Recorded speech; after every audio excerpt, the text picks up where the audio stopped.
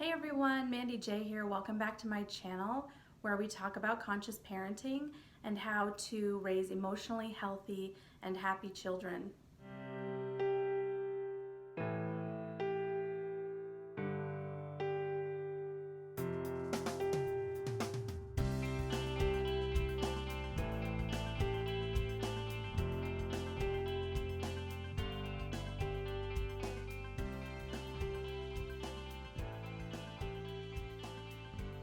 Today's video is about anger, and I want to start this video right off the bat with a trigger warning because a lot of parents want to make their children's anger problems about the child, but as we know, all of our children's emotional issues come from us. So if you are someone that's not ready to take responsibility and ownership for your role in creating your child's emotional distress, this is not the video for you.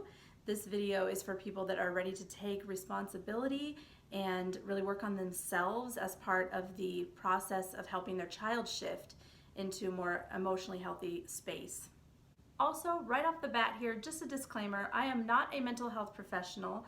All of the information in my videos is based on my own healing and my own growth journey that I've been on for about 10 years, and all the information that I've gathered on gentle, respectful parenting, psychology, emotional health, law of attraction, and content from many spiritual teachers and YouTube teachers, namely Teal Swan, creator of the healing modality, which I'm certified in, the completion process. And you can learn more about that by watching my video called What is the Completion Process and How It Can Change Your Life? And I will link that in the description box. Okay, so let's dive right into the content. First, I want to talk about what is anger, okay? It's so important for us to reframe how we see anger. Most of us have been programmed in our childhood to have beliefs about anger that aren't true, and those beliefs keep us from accessing our own anger and keep us from connecting with our child when they're angry. Anger is an intense emotion, and for this, I'm going to reference one of Harper's favorite books. This is called All About Feelings, and it's from Usborne Books, which you can order online. And it has a page in here which I love. It says, "How are you feeling? It can be hard to answer this question and to give your feeling a name, but saying what it feels like can help. You can even give your feeling a color." So you can see this is the anger page, and it says, "It feels like hot red flames inside me. It feels like I'm ready to explode. I want to stomp and yell and roar like a tiger. Roar!" And I love this book because it really shows children what it feels like in their body so that they can really attach the feeling to the name. And they have some resources to say how they're feeling. So this is a great book. Just a little plug for Usborne Books. We love this. So with that being said, anger is a cover emotion for powerlessness, and it is a sign that our boundaries have been violated. It's that simple. Okay, I also want to talk about the difference between anger and rage, and it's really important to distinguish these two. Rage, in my opinion, is what happens when we have suppressed anger. When we have been told that our anger doesn't make sense, it builds and builds and builds inside us, and then it becomes rage, which becomes more uncontrollable. After we have been programmed around age 8 to reject our own anger, we then develop inner voices, usually a version of our parents, that keep our anger in check. So it might sound something like, "Calm down, it's not that big of a deal," or "You're out of control." That's the one way we shame ourselves. This works in the moment to calm our nervous system, usually, sometimes not. But there are other ways of self-regulating that don't involve shaming and disconnecting from our anger.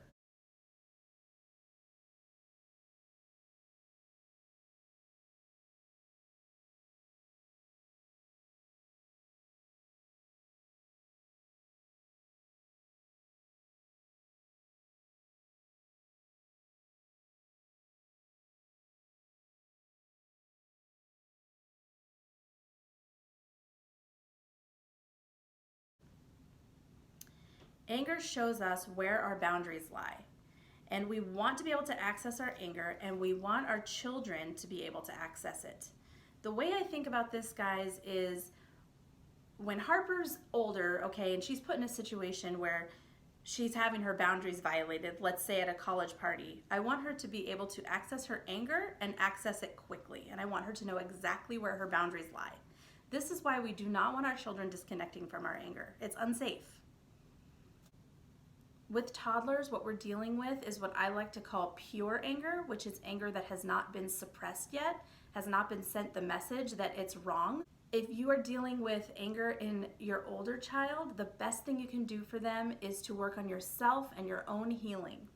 The more that you try to fix their anger, the more that it will persist, because they're being sent the message that there's something wrong with their emotions. I would be happy to work with you on your own healing journey. That's what I do. That's what I help parents with. But it's really about owning it first. You have to own it as your own and work on yourself. When we heal, our children shift. It's natural. They adapt to us so quickly when we heal. When we're uncomfortable with our children's anger, it really just means that we're uncomfortable with our own anger. It's imperative for you to connect with the parts of you that are angry and love them. I think there's this myth that emotionally healthy people never get angry. It's really not true. Really what we do is we connect with our anger, we validate our anger. And if we're dealing with rage, suppressed anger from our own trauma, we are healing that and then it subsides. So next I want to go over a few common reasons toddlers get angry. One is when we shame them, when we send them the message that they're bad or wrong for something they've done. Shame is a method of control, and they can feel when we're trying to control them. Another is when we touch or move their body without asking or telling them first. My toddler does so much better when I tell her I'm going to help her and I'm going to move her body. Another is when we withdraw when they don't want that. So like, let's say our child's super upset and they're like, go away, and then we just leave. They're saying go away, but they don't really want us to go away. So in a situation like that, I might say, I want to respect her boundary while letting her know that I'm still available to her. So I don't get triggered, oh fine, you want me to go away? I just say, okay, I'm going to go outside and sit in the hallway, but I'll be right there if you change your mind and you need me. And usually right when I say that, she's like, okay, never mind, come back. The last I want to talk about is when we're setting a boundary that they don't like. Not always are we violating our child's boundaries when they get angry. Sometimes they just get angry because it is a healthy boundary that is in their own best interest, but they don't like it. And so we want to validate that. You don't have to like that. It actually makes total sense that you don't like that. You want to play outside, and I'm telling you that we have to go inside now. Of course you're angry. So next I want to talk about how to respond to our toddler's anger, okay? We want our actions to convey the message that they are safe and loved no matter what emotion they're experiencing, and that they can trust their anger. So number one is stay calm. And this is the hardest one, you guys. When our child gets angry and is yelling at us or throwing something, for most of us that's triggering because they're mirroring our own inner child to us, and we're uncomfortable with it because we were sent the message that that's bad.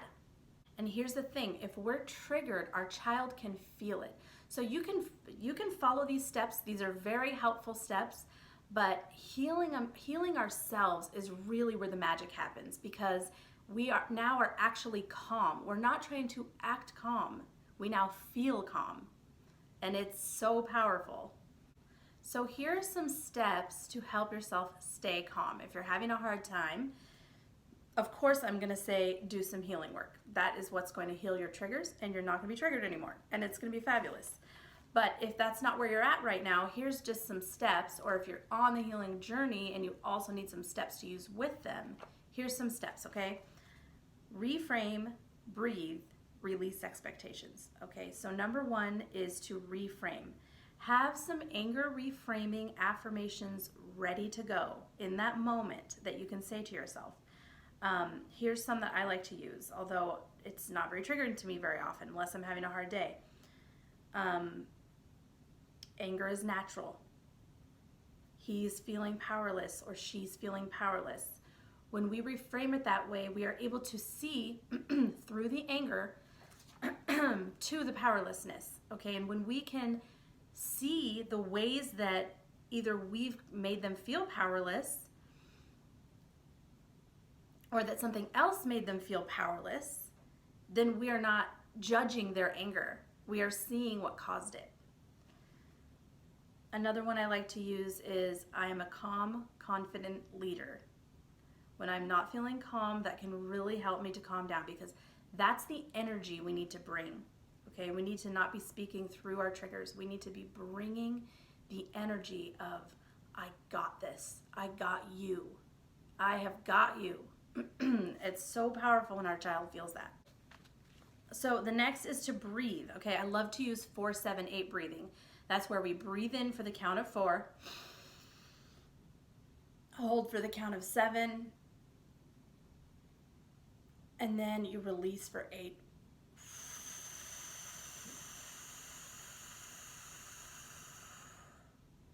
And if you do that 3 times, it lowers your cortisol. It takes you out of your trigger.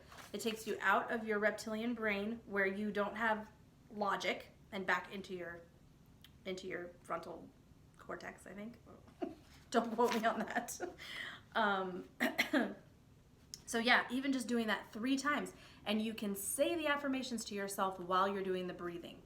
And it's okay to, if that's what you need to do in that moment to calm you have to take care of yourself first. You're not going to be able to take care of them if you're not calm first, okay? So it's okay to take that second for yourself. And then the last is to release expectation. So if you are expecting your child to calm down in a certain amount of time or act a certain way, or, oh, I'm hoping that my own breathing will fix this and they'll stop, they can feel that energy. They can feel you needing them to stop. So there's a lot of power in releasing expectations and just letting them move through it. So number 2 is to mirror the emotion. Okay, this means we're going to tell them the emotion they're feeling, and we're going to have our face kind of mimic the way that they look. You're angry. You're angry. You know, that kind of energy. I see it. I see it. I'm here with you. Mirroring the facial expression is really powerful because you are entering their reality. You're letting them know that you are there with them in it. And I realize that this cannot happen every time, you guys. We have lives, and but we're doing our best, okay? So number 3 is to validate. After we mirror, you're angry. You're angry. I hear that. Then you validate. That makes sense. I understand. For more in-depth about mirroring and validating, I have a video called How to Raise Happy and Healthy Kids, Mirroring and Validating, something like that. And I'll link it in the description box. And then the next step is empathy, attunement, and holding space. Okay, and I have another video on empathy and attunement that I highly suggest watching. But basically, these are moments of silence for them to process. So after we mirror and validate, we don't want to rush into explaining what we thought they were powerless about or what happened. You really want to wait until they've processed it. So it's okay to just be silent. And this is the time to move away if you need to. And periods of time where you mirror again and validate again. And knowing when to do all that really comes down to your own healing, because that's what attunement is. Attunement is when you're really attuned to what they need in the moment. You're attuned to, you need me to validate right now. You're attuned to, you need me to mirror with my face. You're attuned to, you need me to just shut up and sit here. You know, that's what attunement is. And the way that we attune is through meeting with our own inner children. When we go back and we meet those needs of our own inner child is when we're then able to connect with them and know what their needs are moment to moment. So number 5 is give tools. This is where we guide them and show them healthy ways to express their anger. And knowing when to do that, like I said, is really being attuned and feeling into your own child's experience, and if they're going to be receptive to hearing a tool in that moment. Those moments of silence for them to just have their feeling is really imperative.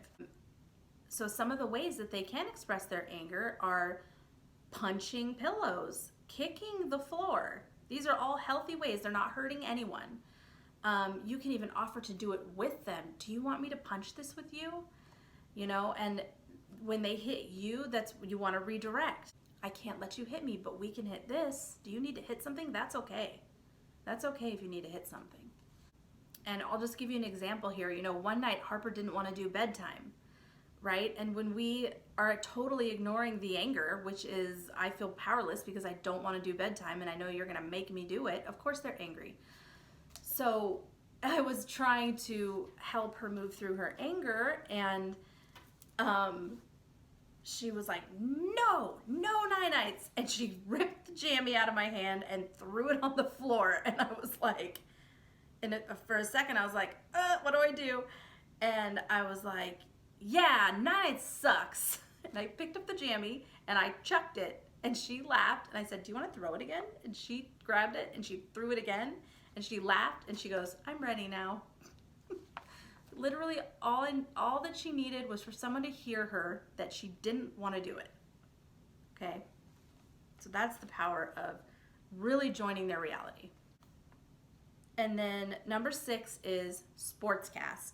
This is where we explain to them as accurately as possible with our loving assessment what we think made them feel the way they felt and let them know that that makes sense. And we want to validate their anger even if we feel like something we did is what caused them to get angry. And this can be really hard because this feels like admitting fault. And most of us have this programming in us where we can't show any weakness as a parent. If we show weakness, they'll take advantage of us.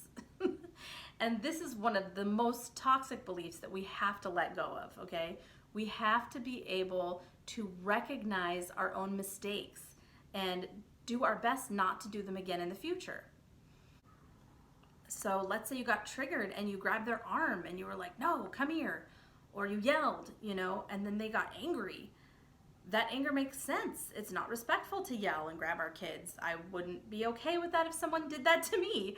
So we really want to validate that. And this is the part where we can really create repair and model what apologies look like and empathizing with someone else's experience and feeling remorse for something we've done to hurt someone else.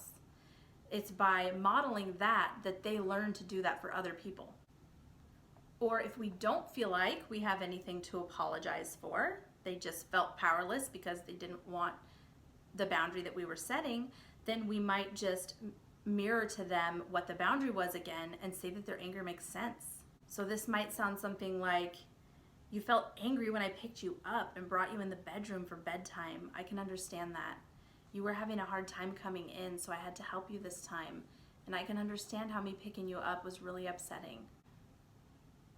And at this point, depending on how old your child is, I would say,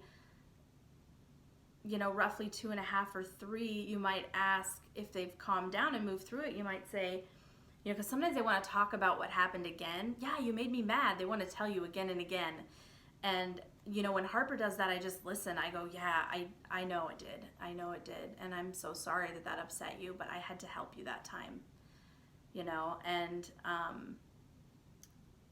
I'll usually say something like, how are you feeling now? And this is a great opportunity for them to check in with themselves. Okay, this gets them to see that big feelings, they come and go. So while they make sense, they're not scary. They come and they go, and she can check in. Oh gosh, I am feeling a little bit better now. And that gives her an opportunity to say that to me, and we can have a connecting moment over that. And sometimes they'll say, yeah, I get angry too. And then afterwards I feel better. I just want to say too that if you're setting healthy boundaries with your kids, it's okay that they get angry at those boundaries. It doesn't mean your boundary is wrong.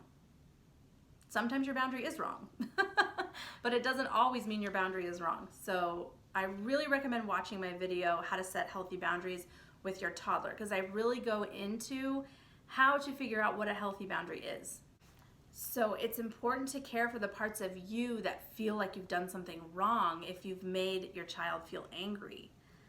There's nothing bad or wrong about you for making your child feel angry.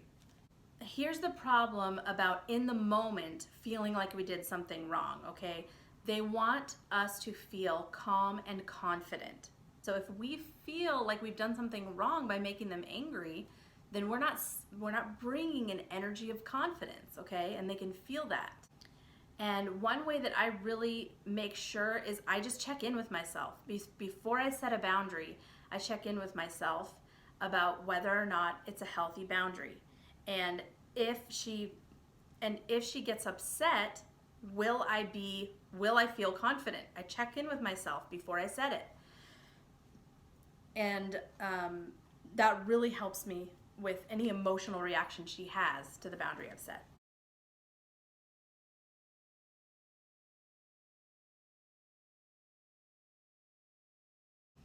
And I just want to speak a little bit to attunement and healing our own wounds. You guys, this is super important. While I love giving these how-to steps because they are helpful to have this kind of guide and how-tos, I really am an advocate for healing your own emotional wounds alongside implementing these steps.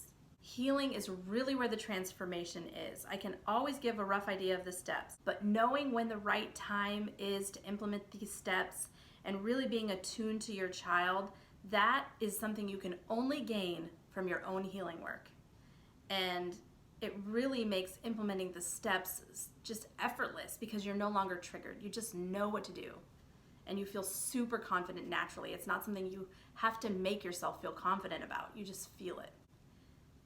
And the reason we feel it is because we've gotten so deeply connected with the inner children that we've been suppressing and rejecting.